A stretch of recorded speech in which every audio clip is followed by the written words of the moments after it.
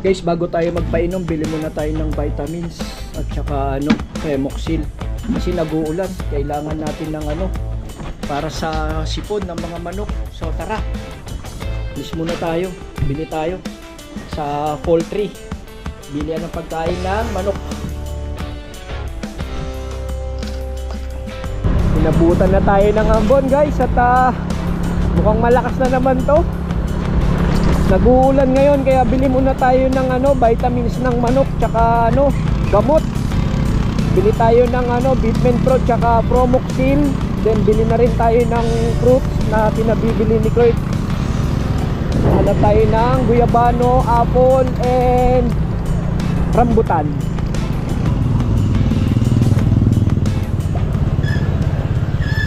May guyabano ka te? Guyabano? Thank you.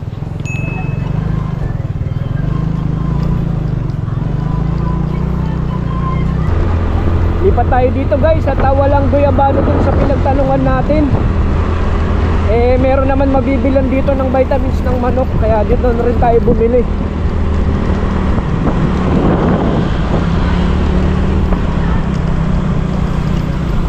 Dito tayo bumili guys ng Remoxil tsaka Bitmen Pro.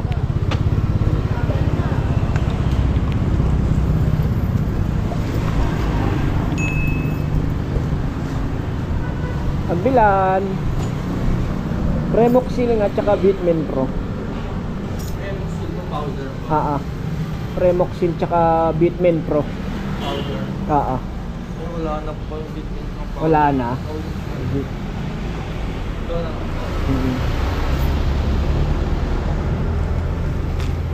Tsaka isa na lang nito.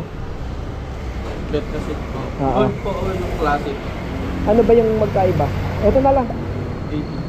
Magkano yan? 80. Sige, yan na lang.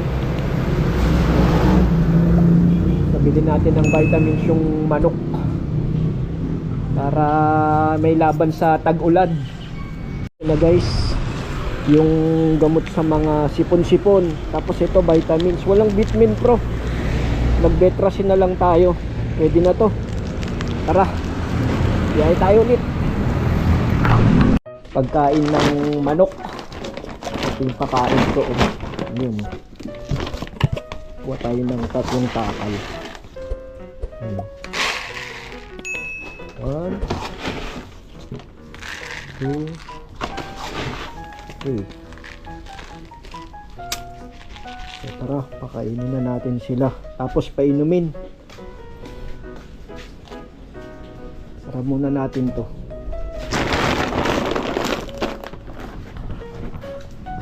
Kuha tayo mamaya. May nakalaya. Ito yung backyard sa nanay ko. Yan. Kunin natin yung inuminan nila. Yan ang lalaki niyan guys tumitimbang yan ng 2.5 kilos. Black Astrolorp. Tapos mga Rhode Island Red tsaka Barb. So kunin natin itong inuminan nila para malagyan ng vitamins tsaka Remoxil.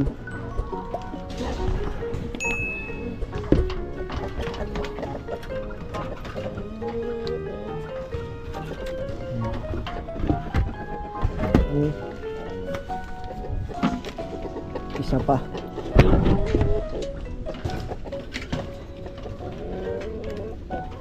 Sinasabit ko guys kasi tinutuwad nila pag nakalapag dyan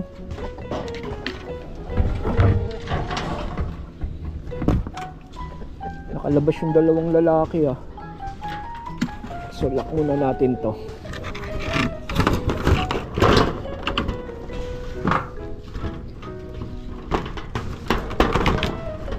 Tapos lilinisin natin to yung dalawang lalagyanan.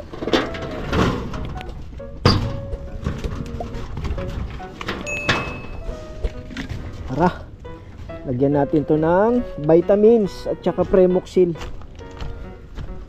Dami na naman kamote.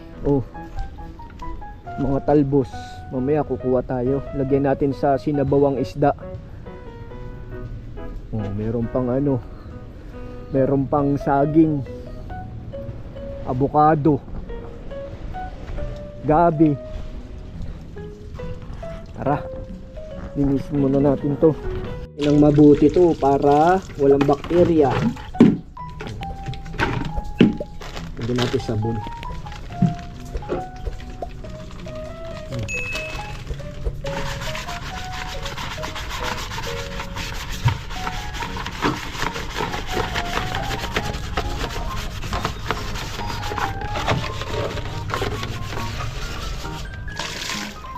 Yan, hugasan natin para walang bakterya.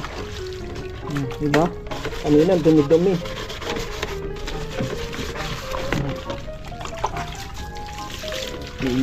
Malinis na to, takip. Next naman natin itong lagayan ng tubig.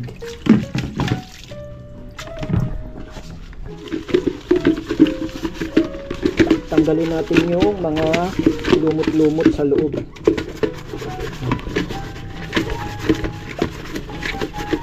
Nasa ano to guys, nasa 3 liters yung laman niya.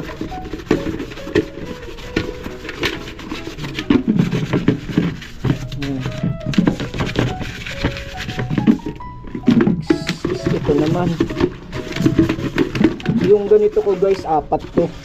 Pinagpapalit-palitan ko pagka ubos na, pwedeng lagyan ka agad ulit.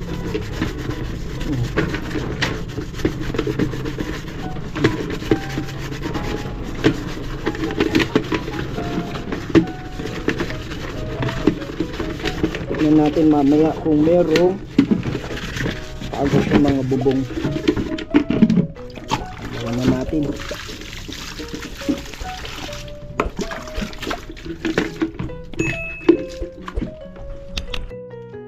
Guys, lagay natin dito sa kabila yung Betracin. Vitamins na nila yan pag ininom nila. Siguro mga 2 gamitan. Tapos dito yung Premoxil para iwas mga sipon-sipon. Kung meron man, maagapan kaagad. So tara, lagyan natin ng tubig. Yan color yellow. Okay, dito magiging color blue.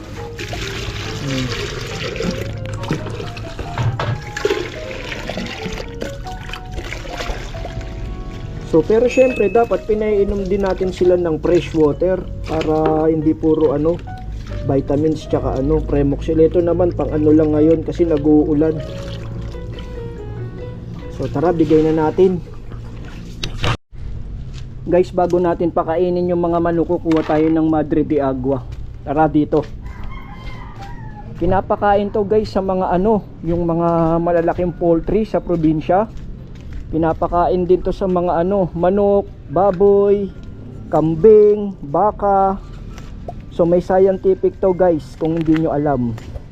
Scientific nito ay Trichantira giganti. Parang tea siya. Mataas to sa protein guys. Trichantira o Trichantira giganti. Malakas sa protein to, pinapakain sa mga manok, baboy, baka. So malago na to. Malakas dumami to pagka tag-ulan guys. Ayan yung iba sinasama to yung mga sanga-sanga na. Pero yung ibang sanga kasi nito tinutusok namin dito para mas dumami pa siya. Dati kumukuha ko guys sa palengke yung mga repolyo, dahil tag-ulan hindi ako makakuha. Dahil syempre basa yung mga gulay. So tara, tadtadin na natin to.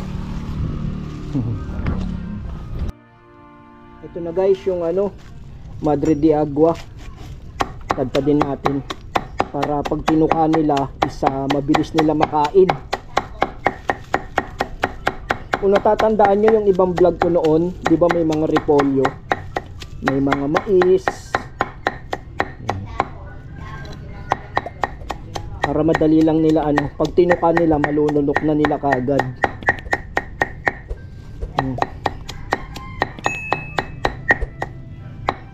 Kasamahan natin ito, merong anong tawag ba dito, trigo, pellet, tsaka corn.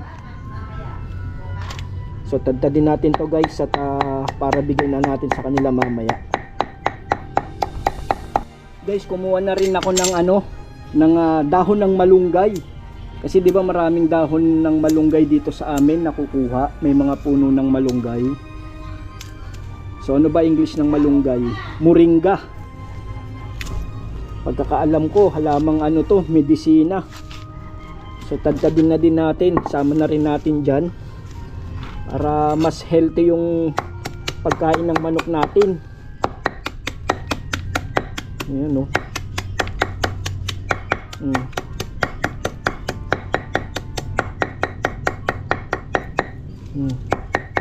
Tutukain na nila yan, sama-sama na.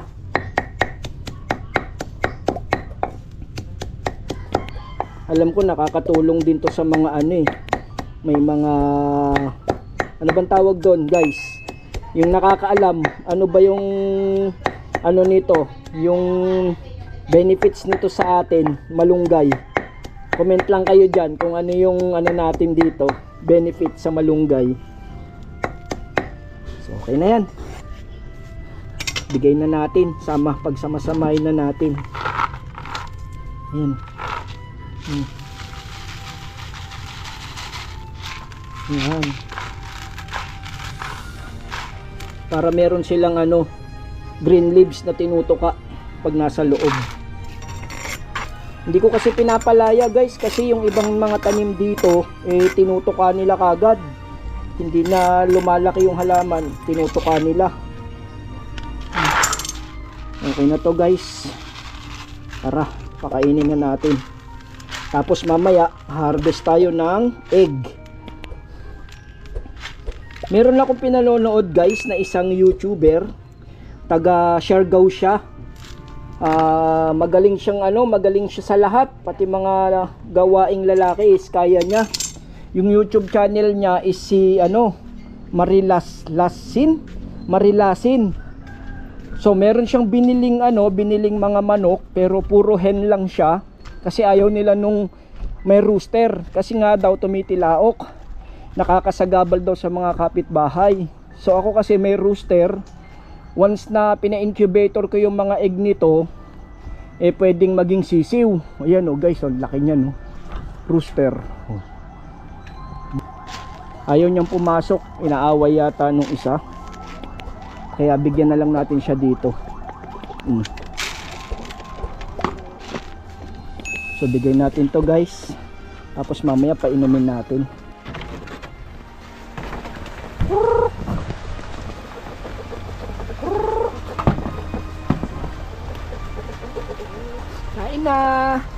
Kain na kayo. Ito guys, so kain na sila oh. Oh.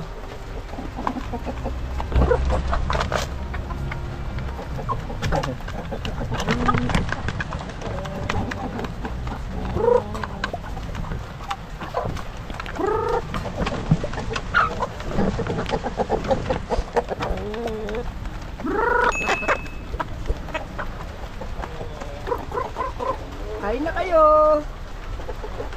Kain na.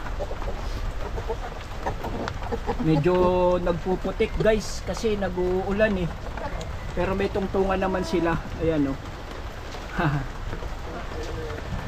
Kain na.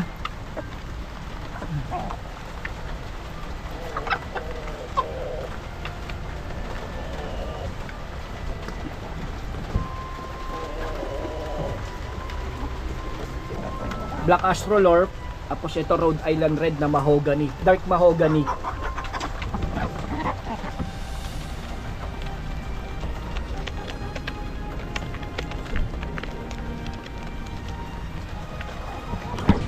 Ito na guys, lemonade tsaka iced tea blue.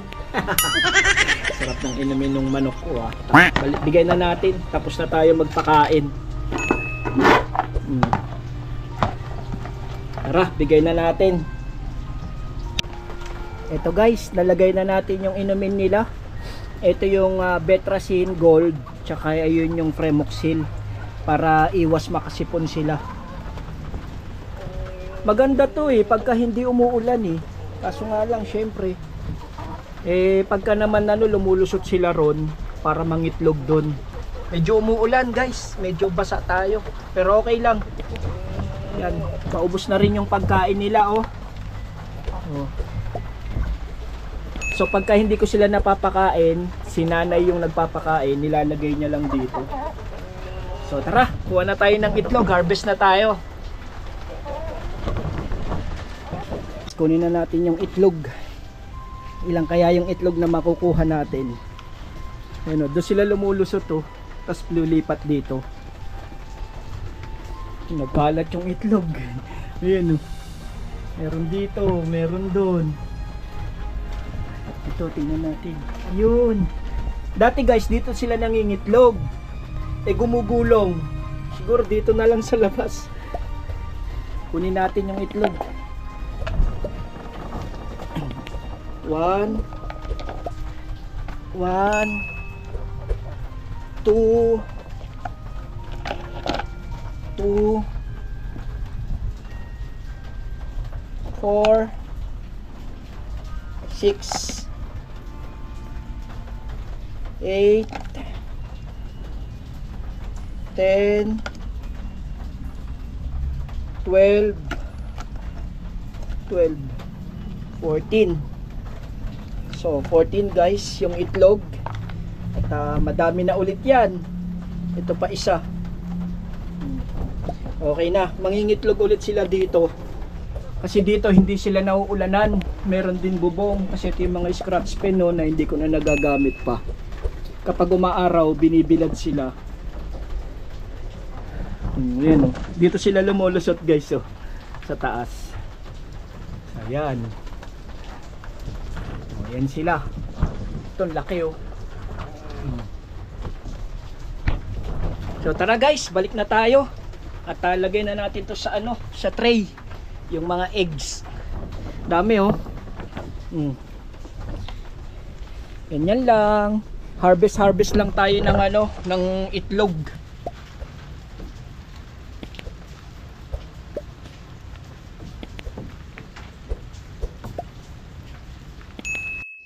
Ayan pa yung isa guys nakalaya lalaki siya.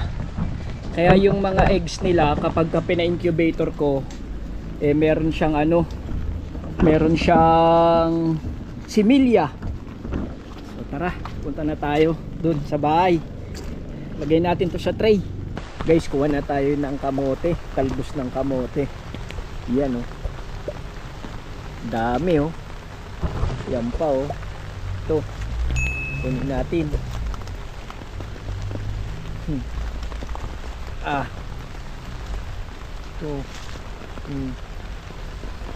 Sustansya to fresh from backyard. Dun, punta tayo dun. Kunin natin to.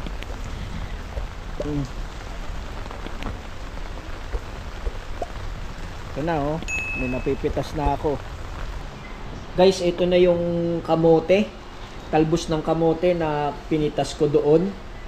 At kakain kami ni nanay ko. Tapos nilagyan ko ng sibuyas, tsaka kamatis. Tapos ito yung ulam namin paksiw na isda. Sarap. So lutuin ko muna to guys at para makakain na kami. Ito na guys yung talbos ng kamote. Pakukuluan na natin. Yan. Ang sarap. Saan natin yung kalan? Ay, ayaw. Okay. So pag kumuluto, okay na to. Pakuluan lang natin. Huwag na natin lagyan ng asin. Ay, dahil itlog Anak ni Corby. Itlog. Ayun, dami itlog Ayun, kapatid ni nanay ko. Kaway-kaway sa vlog ko, uncle Kapatid ni nanay yan sa Pangasinan. Oo, nililinis yung manukan niya. So dito sa kusina, meron siyang puti. Puti at saka organic. Kasama mga tao. Ito yung ulam kanina. Ulam ko kanina guys, yung talbos ng kamote. So lagyan na natin dito. Okay na oh. Hanap na tayo nung pinabibili ni Kurt. Rambutan, guyabano. May guyabano ka? Wala. At saka apple. Ikot-ikot lang tayo, may makikita rin tayo dyan.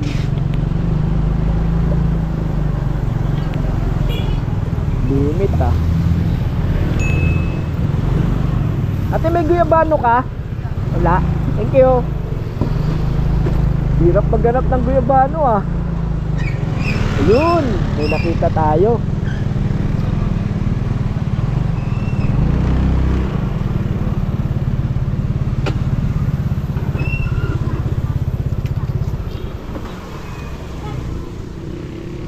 Kaya magkano guyabano mo? Guyabano? Hilaw pa? Kilo. Hilaw pa? Ito, hinog na. Yan, ano pwede boss? Oo. 150 kilo boss. Ah, 150 kilo. ito maliit lang. Kano kaya yan? Ano ba? 85. Yun. Pwede ba 80 na lang to? Bili pa ako apple. 80 na lang. Yan. So 80 to guys, oh. Guyabano. Kuha tayo ng apple. May rambutan ka? Wala boss. Naubos na? Opo. Magkano dito sa apple mo? Yan, 450 na lang boss. Ayun. Sige. Dito bumibili guys yung wife ko kasi mura lang dito yung fruits nila. O, diba? Kay Kirk lang naman to. Dito magkano? 200 isang box. Okay na to. Tapos bilhin natin si Kurt ng sandwich. Ito. Dito magkano? Yan po. 450. So 4.50 rin guys. Ito. So 4 na apple, 4 na ganito kalaki, tapos 4 na ganito, tapos yung guyabano. Okay na, hanap ako rambutan sa iba. Bili tayo ng rambutan dun sa taas. Balik tayo. Wala nang rambutan dito.